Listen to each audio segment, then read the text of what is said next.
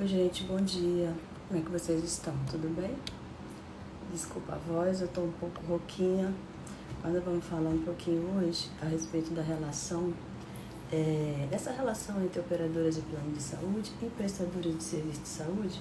Eu vou falar um pouco sobre a necessidade dessa relação, quando iniciou a Agência Nacional de Saúde como órgão regulador, né? De que forma, por meio de qual instrumento normativo.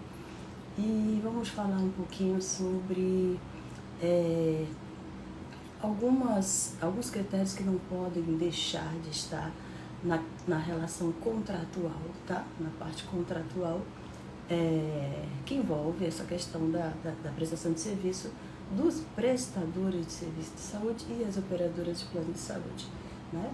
E os usuários dos planos de saúde, que é quem está envolvido nesse cenário de atendimento, tá bom? Desculpem a voz mais uma vez, espero que vocês entendam aqui o que eu vou falando, tá um pouco difícil mesmo, a voz tá rouquinha, tô com a garganta bem ruim, mas nós vamos falar, tá bom? Então, o mercado de plano de saúde, gente, ele se organiza pelo conjunto de relações contratuais, baseadas muitas vezes em interesses distintos. E aí, em razão disso, a Agência Nacional de Saúde, ela promove o equilíbrio desse mercado, né? Alinhando a atuação dos seus diferentes agentes, que são justamente esses que eu falei para vocês: operadoras de plano de saúde, prestadores de serviço de saúde e os consumidores de planos individuais e coletivos, né? Que são os beneficiários, né? São as vidas que as operadoras de plano de saúde adquirem para formar sua carteira. Essa relação entre operadores de plano de saúde e prestadores de serviço de saúde, a regulação, a regulamentação, a fiscalização, gente, se revela fundamental para o equilíbrio do sistema, incluindo a satisfação dos consumidores, né? Sem que o consumidor, sem que os usuários estejam satisfeitos nessa relação, não tem como dar sequência. Então, um ponto muito importante dessa parceria é a questão da satisfação do consumidor, da satisfação dos beneficiários de plano de saúde, né? Por conta disso, a contratação de hospitais, clínicas, laboratórios e profissionais de serviço de saúde, ela deve ser sempre apoiada na necessidade da manutenção da oferta desses serviços, tá? Aos consumidores, que são essas pessoas das quais eu acabei de falar para vocês, né? Isso vai desde as ações necessárias para a prevenção de doenças, recuperação e manutenção e a reabilitação da saúde. Tudo isso está envolvido dentro dessa relação de parceria. A intenção é essa, tá? E o que envolve, tudo que envolve essa prestação de serviço está fundamentada nesses critérios, tá? O ideal maior é justamente esse, tá bom? Para o cumprimento dessas obrigações contratuais, as operadoras de plano de saúde poderão manter serviços próprios ou contratar, né, ou credenciar pessoas físicas ou jurídicas, né? Precisam ser, claro, legalmente habilitadas e reembolsar o beneficiário de despesas decorrentes de eventos cobertos pelos planos de saúde, tá? Essa contratação, ela pode ocorrer de forma direta, né, quando a relação é formalizada por meio de instrumento jurídico, né, firmado entre a operadora e o prestador de serviço de saúde, ou indireta, por intermédio de outra operadora de plano de saúde, tá bom? E além disso, a disponibilidade dos serviços contratados também poderá ser efetuada de duas formas: total, né, quando os serviços são todos, né, contratados, disponíveis pela entidade hospitalar, e parcial, quando somente parte dos serviços são contratados, tá bom? E uma vez que é optado pela contratação ou credenciamento de prestadores e serviços de saúde, quando a operadora não tem esse serviço próprio e ela opta por contratar esses prestadores de serviço de saúde, a operadora ela fica responsável por determinar regras. E uma delas, muito importante, é a questão da contratualização. As regras dessa contratualização. Essas regras são direcionadas pelo operador, são determinadas pela Agência Nacional de Saúde, que passou a ser o órgão regulamentador, tá, da saúde suplementar desde 2000, por meio da Lei 9.961. Então, a Agência Nacional de Saúde, ela é o órgão que regula o mercado da saúde suplementar, tá? Ela é responsável por ditar normas e regras. Então, é sempre a Agência Nacional de Saúde que estabelece as regras que serão trabalhadas por meio dessa contratualização. Desde que iniciou a questão da saúde suplementar, as normativas, a lei que estabeleceu a saúde suplementar, né, que regulamentou, né, e depois veio a lei que estabeleceu a Agência Nacional de Saúde como órgão regulamentador, como órgão responsável pelos critérios que regem a saúde suplementar. Uma das questões muito importantes é a questão das regras contratuais, né? A regulamentação das regras contratuais entre operadores de plano de saúde e prestadores de serviço de saúde. De lá até aqui já surgiram várias normativas, muitas normativas foram estabelecidas no decorrer desse período. E recentemente, no dia 30 de março, né, foi definido mais uma normativa, que é a 503 de 2022, agora de março, né?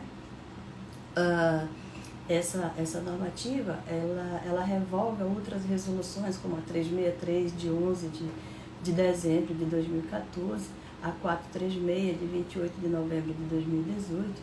Então, existem outras normativas, outras resoluções que embasam isso.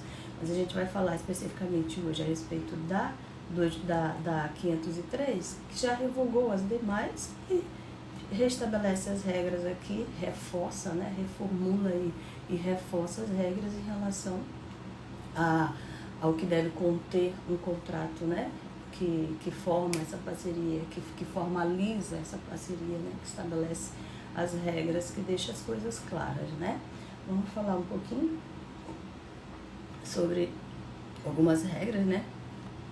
No artigo 1º fala o seguinte: essa normativa 503, ela dispõe sobre as regras para a celebração dos contratos escritos firmados entre as operadoras de planos de assistência à saúde e os prestadores de serviço de atenção à saúde. Tá bom? E aí, ela diz o seguinte, no artigo 2, que para fins do disposto dessa resolução, prestador de serviço de saúde é a pessoa física ou jurídica, né, que presta serviço de atenção à saúde no âmbito dos planos privados da assistência à saúde. E forma de reajuste, tá? Esse artigo 2 fala sobre a definição do prestador e a forma de reajuste, né? A maneira pela qual as partes definem a correção dos valores dos serviços contratados, tá bom? E o artigo 3, gente, ele fala sobre as condições de prestação de serviço de atenção à saúde no âmbito dos planos privados. O artigo 4, ele fala sobre, diz o seguinte: os contratos escritos devem estabelecer com clareza as condições para execução expressas em cláusulas que definam os direitos, obrigações e responsabilidades das partes, tá? Obrigatoriamente as que determinem o que a gente vai discutir aqui um pouquinho, tá? A gente vai falar sobre os critérios. Precisa conter, o que precisa conter num contrato entre o prestador de serviço de saúde e a operadora de plano de saúde, porque esse contrato define a relação desse serviço prestado ao usuário, tá? Então, o que tem que ter nesse contrato? Obrigatoriamente, o objeto e a natureza do contrato, com descrição de todos os serviços contratados, tá, gente? O que se observa, na grande maioria das vezes, é que não vem necessariamente no contrato a descrição de todos os serviços, mas no objeto fala sobre os grupos que serão prestados, né? Tipo, imagem, cardiologia, quais são os grupos de serviços, que é oncologia, quais são os grupos de serviços que serão prestados nessa parceria e qual é a tabela que define esses parâmetros, tá? Ou seja, os serviços que estão dentro dessa tabela. É possível ser dessa forma também, mas a regra diz o seguinte, que o objeto do contrato deve conter descrição de todos os serviços contratados, tá? Outro ponto, diz o seguinte, a normativa: a definição dos valores dos serviços contratados, dos critérios, da forma e da periodicidade do reajuste e dos prazos e procedimentos para faturamento e pagamento dos serviços prestados, tá? Tem que ter os valores definidos. Se eu não tenho exatamente o valor, eu tenho que ter os parâmetros que me permitem chegar nesse valor. Como, por exemplo, o valor da unidade de custo operacional, os portes, tá? O FIUB, quando se trata de clínica de imagem, precisa ter os parâmetros que eu vou chegar ao valor que eu vou direcionar para a operadora em relação a esses serviços prestados, tá? A identificação dos atos, eventos e procedimentos assistenciais que necessitam de autorização administrativa da operadora. Gente, não são poucas as vezes que a gente observa, não está definido no contrato, não está definido no manual do prestador, e a operadora exige autorização de alguns procedimentos básicos. Quando a gente fala de clínica de imagem, por exemplo, um raio-x, tem operadora que breca tudo, tem operadora que limita todos os procedimentos para que sejam autorizados, que requeram autorização prévia. Além de você consultar a elegibilidade do usuário, claro, ele exige autorização, tá? A resposta é da autorização. Mas a Agência Nacional de Saúde diz que é necessário que a operadora identifique, que a operadora diga quais são os serviços que necessitam de autorização prévia. Então, quando faça a leitura correta do seu contrato, caso não tenha esse ponto, solicite que a operadora lhe responda isso, tá bom? Outra coisa básica que a gente observa é que a operadora, ela autoriza praticamente tudo que você solicita. Não está no seu contrato, mas se você solicitar, ela autoriza. Na hora da cobrança, você não consegue cobrar, porque não está definido no seu contrato. Eu acho isso, gente, eu não considero isso algo legal e nem legítimo diante de uma parceria. Se eu não trabalho com esse serviço, ficaria bem mais tranquilo, bem mais claro. Se a operadora, eu solicitei um serviço enquanto prestador, não tenho no meu contrato, operadora, por que você autoriza? Não tem isso na minha relação de parceria com você. Você autoriza. E aí o prestador, que por sua vez não está inteirado completamente do seu contrato, acredita piamente que ele pode prestar esse serviço ao usuário. Desculpa, gente. A minha garganta realmente está ruim, perdão, tá? Acredita piamente que ele pode prestar esse serviço, quando na verdade ele não pode. Ele está atendendo o usuário e ele vai ser penalizado com a ausência do pagamento. Isso não é justo, isso não é parceria. Então, as operadoras, elas têm que rever os critérios delas em relação à autorização. O setor de autorização das operadoras, normalmente, eles não conversam com o setor de cobrança, não tem um link, ou seja, tudo está liberado para solicitar autorização, mas nem tudo está liberado para cobrar. Claro, eu não tenho no meu contrato, tá? Então, tão justo quanto eu não cobrar o que não está no meu contrato, seria a operadora não autorizar o que ela não contratualizou comigo enquanto prestador. Tá? Isso eu acho um critério extremamente necessário que deve ser revisto pelas operadoras de plano de saúde. Isso tem uma certa urgência, inclusive, porque isso é muito frequente, essa autorização. Os procedimentos que requer diretriz de utilização. Diretriz de utilização. O procedimento é autorizado sem o critério da diretriz. Quando a cobrança é enviada para a operadora, ela glosa por ausência do critério que espera a diretriz de utilização. Gente, por que isso não é visto no momento da autorização? Você me autoriza sem critérios e você não me permite caminhar a cobrança. Está errado também. Eu considero isso também um critério que não é legítimo, que não é legal, que não é parceiro. Tá? Isso não é uma relação de parceria quando acontece dessa forma. E acontece, tá? Operadoras de plano de saúde, observe, isso acontece. Isso não é legal. Não é interessante que isso aconteça. É interessante que isso seja revisto, tá, gente? A vigência do contrato e os critérios e procedimentos para prorrogação, renovação e rescisão, tá? É interessante que no contrato esteja escrito o tempo de vigência, tá? Os critérios para prorrogações, para renovações e possíveis rescisões, caso essa parceria não seja mais interessante entre as partes, tá? As penalidades para as partes pelo não cumprimento das obrigações estabelecidas. Sim, é interessante. Tanto que que o prestador tenha ciência disso, quanto a operadora, tá? Precisa existir, porque a gente sabe que a gente estabelece uma relação de parceria, em determinado momento pode ser que isso não seja mais interessante para qualquer uma das partes. Então, precisa cumprir os critérios para não deixar nem o usuário sem atendimento e nem o prestador também na mão, sem dar continuidade às suas responsabilidades financeiras. Então é necessário sim que existam as penalidades, né, para que as coisas sejam cumpridas dentro da mesma forma que iniciou a parceria de forma cordial, que ela finalize também de forma cordial, agora por não ser mais interessante para nenhuma das partes. Então, tanto a cordialidade inicial é necessária, quanto a cordialidade para a finalização dessa manutenção de contratos, tá bom, gente? O artigo 5, ele fala: as seguintes práticas e condutas são vedadas na contratualização entre as operadoras e prestadoras de serviço.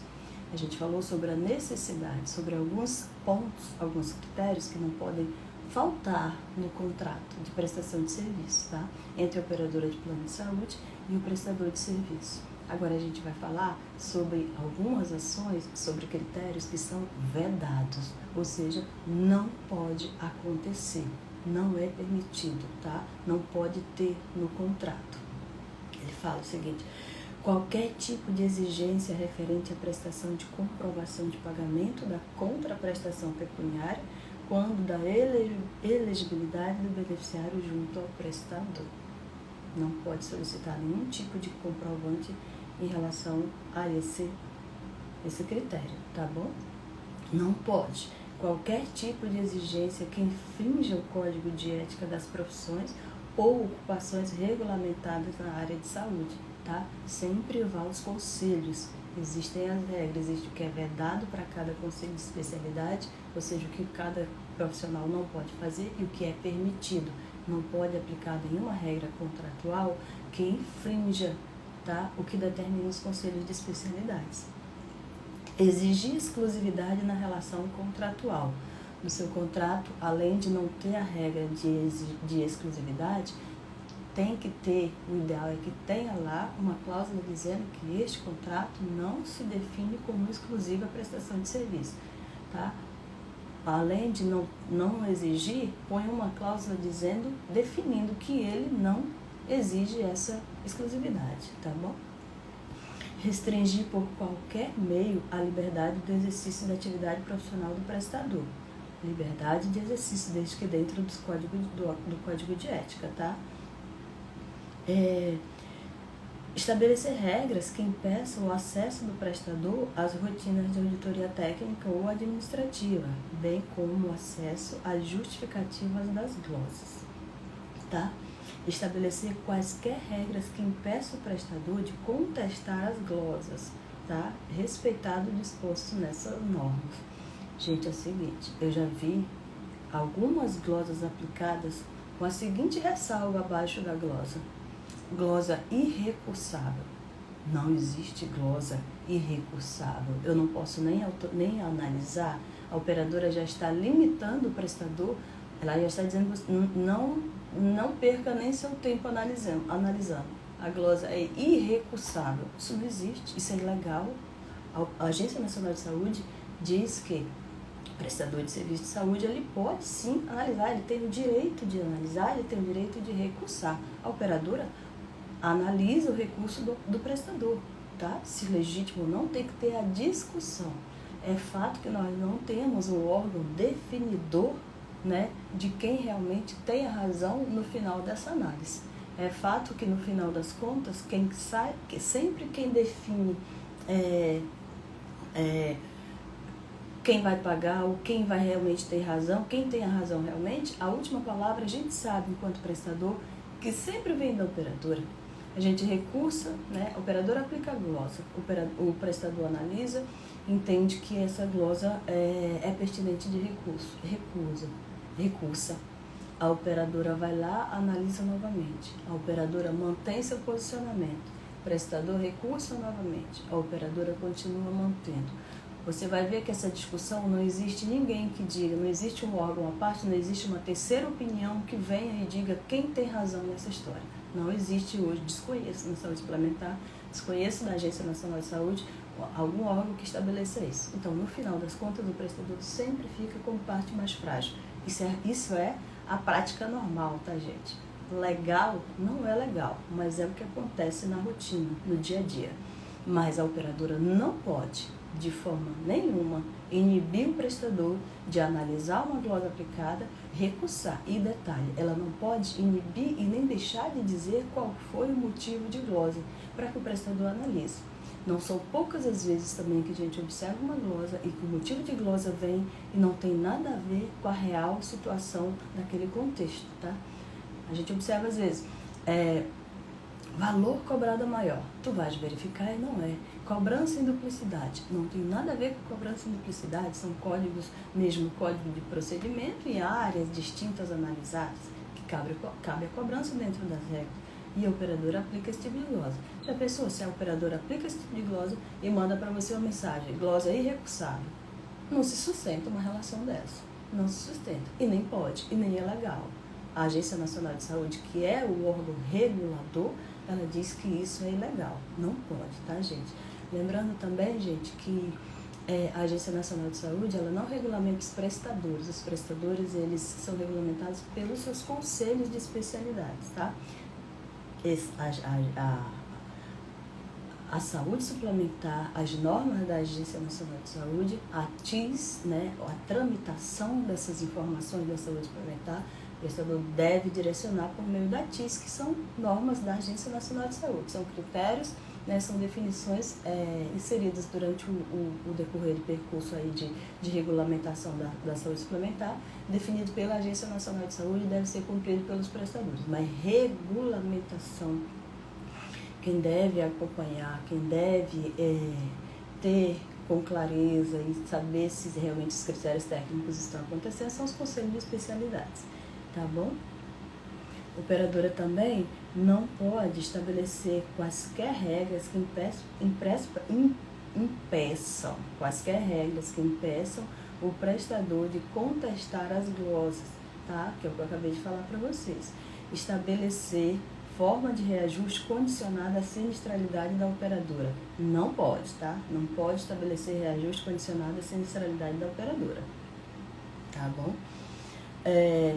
Também não pode estabelecer norma de reajuste que mantenham ou reduzam o valor nominal do serviço contratado. Nossa, queria tanto que a Agência Nacional de Saúde, ou que tivesse uma fiscalização da Agência Nacional de Saúde em cima desses contratos existentes, gente. São poucas vezes não, são poucas não. Isso aí virou rotina, tá? Virou rotina. O prestador está sendo, na grande maioria das vezes, o prestador acaba sendo subjugado. Verdade. Fiscalização, operadora de plano de saúde, a Agência Nacional de Saúde, acompanhe, peça uma análise. Os contratos ficam estagnados por anos, a gente ainda recebe comunicados das operadoras de plano de saúde pedindo parceria para que esses serviços não sejam reajustados. Aí você avalia, o que for possível fazer, você faz. Mas as normativas dizem, aqui a resolução normativa que está substituindo as demais, que os serviços prestados não devem ser mantidos no valor que iniciaram e nem serem reduzidos. Ou seja, o índice inflacionário precisa ser aplicado de alguma forma, tá, gente? Não pode também estabelecer forma de reajuste que reduzam o valor, né? A gente falou agora há pouco, além de não manter esse valor, também não pode reduzir o valor, tá? O artigo 6, gente, ele diz o seguinte: deve haver previsão expressa que a troca de informação dos dados de atenção à saúde dos beneficiários de plano privado de assistência à saúde entre a operadora e o prestador só poderá ser feita no padrão obrigatório para a troca de informação na saúde suplementar, que é o quê?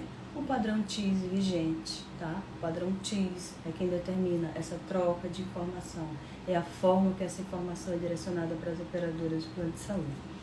Diz também, gente, que o fórum eleito no contrato deverá ser obrigatoriamente o da comarca de prestação do serviço do prestador.